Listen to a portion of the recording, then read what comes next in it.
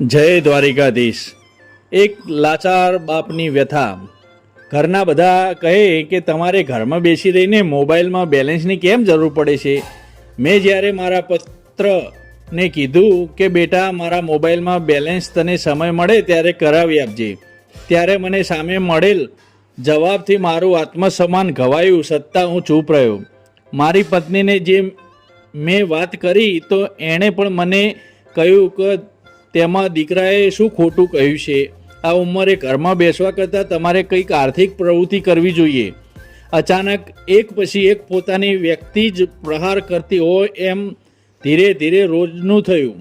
કોઈનો વ્યવહાર કરવાનો હોય કે મારે મસાલો ખાવો હોય તો 10 સવાલના જવાબ આપ્યા પછી જાણે સરકાર આર્થિક સહાય જાહેર કરતી હોય તેમ મારી પત્ની અને પુત્ર મને હાથમાં રૂપિયા આપતા. આ અપમાનની સ્થિતિમાં છૂટવા મેં ઘણા નિરર્થક પ્રયત્ન કર્યા પણ તેમાં નિષ્ફળતા જ મળી. મારી ઉંમર 60 વર્ષ. હવે આ ઉંમરે ક્યાં નોકરી કરવા જવી કે ગોતવા જવી. હું કંઈ જ બોલ્યા વગર મારા બેડરૂમમાં જતો રહ્યો. બારીમાંથી દેખાતા ખુલ્લા આકાશ સામે જોઈ મૂર્ખામી ઉપર હું આંસુ પાડતો રહ્યો. હું મારા ભૂતકાળમાં ધીરે ધીરે જતો રહ્યો. લગ્ન થયા ત્યારે અમારા શહેરની મોટામાં મોટી કંપનીમાં હું એકાઉન્ટ મેનેજર તરીકે નોકરી કરતો. મારા લગ્ન થયા મારી પત્ની પણ લિમિટેડ કંપનીમાં નોકરી કરતી હતી. હું મારા મિત્રોની અંદર મારી જાતને સૌથી વધારે સુખી ગણવા લાગ્યો. આ સમય દરમિયાન અમારા ઘરે સંતાનનું આગમન થયું. તેનું નામ મેં યોગેશ રાખ્યું. મારા આનંદનો પાર નહોતો. ભગવાનની જાણે કૃપા અને આશીર્વાદ મારા ઉપર વરસતા હોય તેવું મને લાગતું હતું. મને જે તકલીફો પડી તે મારા બાળકને ના પડવી જોઈએ એ વિચારોથી શહેરની મોટી કહેવાતી ઇંગ્લિશ મીડિયમ સ્કૂલમાં ફીની ચિંતા કર્યા વગર દીકરાનું એડમિશન લીધું. તેની દરેક જરૂરિયાતનું પણ હું પૂરી કરી. મારા પપ્પા મને ઘણી વખત કહેતા કે બેટા આપણે મધ્યમ વર્ગીય પરિવારના માણસો છીએ. જે ખર્ચ કરીએ એ ભવિષ્યનો વિચાર કરીને કરવો જોઈએ. રૂપિયા વગરનું ઘર પણ બોજારૂપ લાગે છે. આવી સ્થિતિમાં બાળકો સામે હાથ લાંબો કરવો એ મોત બરાબર લાગે છે. મારે તો સરકારી નોકરી છે, પેન્શન મળે છે, તું તારા ભવિષ્યનો વિચાર કરજે. પણ હું ધૃતરાષ્ટ્રની જેમ પુત્ર અને પરિવારના પ્રેમમાં આંધળો બની ગયો હતો. મારા પપ્પા મમ્મી તો આ દુનિયામાં રહ્યા નથી પણ તેમના અમૂલ્ય શબ્દો અને સલાહ આજે મને યાદ આવતા હોય છે. તેમની સલાહ નજરઅંદાજ કરવા બદલ પસ્તાવો અને પરિણામ આજે હું ભોગવી રહ્યો હતો. દીકરો મારો ભણવામાં હોશિયાર હતો. હું પણ સમાજમાં કુટુંબમાં તેના વખાણ કરતા થાકતો નહોતો. 12મા ધોરણમાં સારા માર્ક્સ આવ્યા એટલે મેં તેને ડૉક્ટર બનાવવાનો નિર્ણય કર્યો.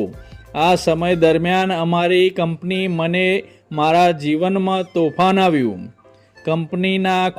કંપની ખોટમાં ચાલતી હોવાથી કંપનીએ VRS સ્કીમ મૂકી. મેં ઘરે વાત કરી. ભોળા બની VRSમાં કેટલી રકમ મળશે એ પણ મેં કહી દીધું. મારી પત્ની અને દીકરાએ કીધું કે પપ્પા VRS લઈ લો, મૂડી ઉપર વ્યાજ પણ બેંકમાં સારું મળશે. મમ્મી સર્વિસ કરે છે અને હું ડૉક્ટર થઈશ પછી તમને રૂપિયાની કોઈ ચિંતા નહીં રહે. પત્નીના ચહેરા ઉપર અને દીકરાની વાતને મૂંગો સપોર્ટ હતો. હું આ બંનેની વાતમાં આવી ગયો. વગર ઉંમરે VRS લઈ ઘરે બેસી ગયો. આ દરમિયાન યોગેશને ડૉક્ટર બનાવવાના ખર્ચને પહોંચી વળવા એક પછી એક મારી ફિક્સ હું તોડવા લાગ્યો. દીકરાને ડૉક્ટર બનાવી દીધો. હું ખુશ થઈ. મારા મિત્ર મંડળ કુટુંબમાં પેડા વેચવા પણ પહોંચી ગયો. મારા આ આનંદ લાંબો સમય ન ટક્યો. દીકરાના લગ્ન થયા. મારી દશા તો ઘરમાં નાણાં વગરના નાથિયા જેવી હતી. ઘરમાં મારી કિંમત કોડી જેવી થઈ ગઈ. કોઈ પણ વ્યક્તિ ગમે ત્યારે કોઈ પણ પ્રકારનું કામ મને આપી દેતા. શરમ કે સંકોચ અનુભવ કરતા નહોતા. પાછા ઉપરથી ચીટીઓ ભરતા જાય અને બોલતા જાય, લ્યો નવરા બેઠા છો તો આટલું કામ કરી નાખો ને. મેં મારા બેડરૂમની ભીંત ઉપર લટકાવેલ પપ્પા મમ્મીના ફોટા સામે જોઈ કીધું કે પપ્પા, તમારી વાત યોગ્ય સમયે માની હોત તો હું આજે આટલો લાચાર અને નિસહાય ન બન્યો હોત. હું ભીની આંખે હતાશ મનથી થાકી હિંમત હારી પપ્પાને યાદ કરતાં કરતાં ઊંઘી ગયો. થોડી વાર પછી અચાનક હું ઊભો થઈ ગયો. સપનામાં પપ્પાના હાથમાં મારા મકાનના દસ્તાવેજ હતા. એ મારા મકાનના દસ્તાવેજ એ મારા હાથમાં મૂકતા બોલ્યા, બેટા, તું તારી જાતને લાચાર કે મજબૂર ક્યારેય સમજવા લાગ્યો? આ મકાન મેં તારા નામે કરેલ છે. જો તારો પરિવાર તારું ધ્યાન ના રાખતો હોય, તો તારી જરૂરિયાત પૂરી ન કરતા હોય તો વેચી મારા ઘરને. તારી લાગણીની મજાક ઉડાવતા હોય તો તું શા માટે લાચાર બનીને બેઠો છે? ઉઠ, ઊભો થા. આ તારી અસ્તિત્વ અને આત્મસન્માનની લડાઈ છે, અને આ લડાઈ હંમેશા લાગણીથી નહીં, બુદ્ધિથી લડવી પડે. મારા કાનમાં પપ્પાના આ શબ્દો ભણકારા ક્યાંય સુધી પડતા રહ્યા. હું ઊભો થઈ પપ્પાના ફોટાને દિવાલ ઉપરથી ઉતારી છાતીએ લગાવીને ખૂબ રડ્યો. પપ્પા, તમે સાચું કહો છો. હવે હું આ લોકોને વાણી વર્તન વ્યવહારથી ક્યારનોય થાક્યો છું. હું ઘરેથી ભાગી જવા અથવા જીવનનો અંત લાવવાનો વિચારતો હતો, ત્યાં તમે મને સાચી દિશાનું માર્ગદર્શન આપ્યું. જીવતા જીવતો મારી સલાહ ના માની, પણ હવે તમારી સલાહ આંખ માથા ઉપર. મેં મારા આખા ઘર સામે અંદર બહાર નજર કરી જોયું. ઘર જૂનું હતું, પણ 400 વારના પ્લોટમાં હતું. બજારની અંદાજિત કિંમત પ્રમાણે 2 કરોડ રૂપિયાનો હું માલિક હોવા છતાં ભિખારીની જેમ કેમ ઘરમાં રહેતો હતો? આવો વિચાર પણ મને 2 ઘડી આવી ગયો.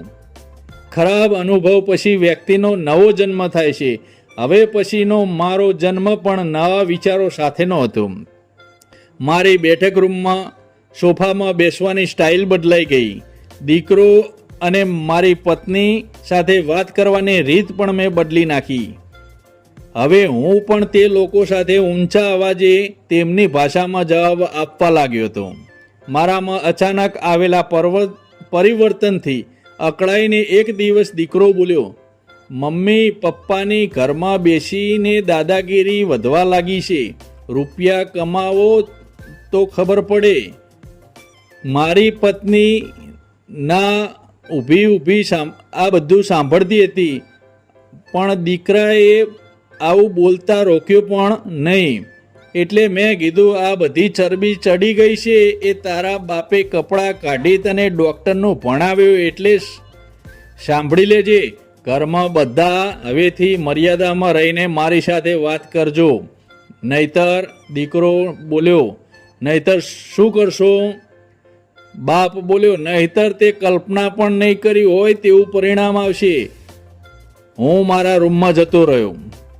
એ એસ્ટેટ બ્રોકરને ફોન કરીને ઘર વેચવાની જાહેરાત આપવાની જાણ કરી. રવિવારે તો એક પછી એક લોકો મારા ઘર જોવા આવવા લાગ્યા.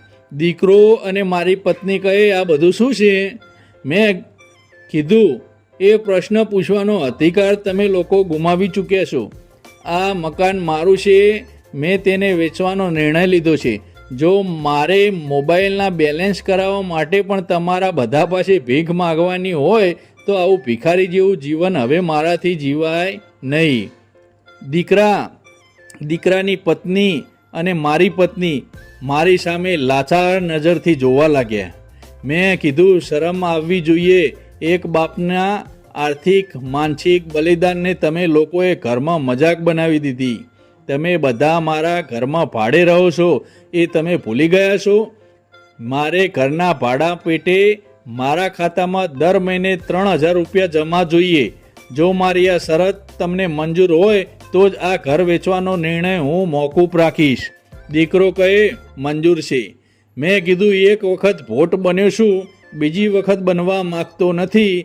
3000ના 10 ચેક મને એડવાન્સમાં આપી દો. દીકરો કહે, તમે બાપ છો કે સોદાગર? મેં કીધું, બેટા એ સવાલ મારે તને કરવાનો હોય. તને શરમ આવવી જોઈએ. શહેરમાં 3 હોસ્પિટલ હોવા છતાં તારો બાપ તારી પાસે 4 ધામ યાત્રા તો ઠીક, પણ મોબાઈલનો બેલેન્સ પણ કરાવવા ભીખ માંગે છે. મેં મારું બેંક બેલેન્સ, ફિક્સો બધું સાફ કરી તને અહીં સુધી પહોંચાડ્યો. તને કદી વિચાર પણ ના આવ્યો કે પપ્પાની પાસબુક ખાલી મારા કારણે થઈ ગઈ છે. આ પાસબુક ભરવાની જવાબદારી પણ મારી જ છે. સોરી બેટા, અત્યાર સુધી લાગણીથી જીવ્યો, હવે મારામાં તાકાત નથી. મારી શરત તમને લોકોને મંજૂર હોય તો કહેજો. આટલું બોલી હું મારા બેડરૂમમાં જતો રહ્યો. રૂમમાં જઈ પપ્પાના ફોટાને પગે લાગતા વર્ષો પછી હું હસી પડ્યો અને બોલ્યો, પપ્પા, તમે કીધું તેમ બરાબરની હવા ભરી છે. તીર નિશાન પર લાગ્યું છે. આ બધા મારા પ્રેમ, ત્યાગ, સમર્પણ અને મૌનને મારું નિર્માલ્યપણું સમજી ગયા હતા. પપ્પા પણ જાણે મારી સામે ફોટોમાંથી ટગર જોતા હોય, મને તાળી આપી રહ્યો હોય તેવું લાગ્યું. હવે દર મહિને 30,000 મળવા લાગ્યા. અનલિમિટેડ નેટ ભરવું છું.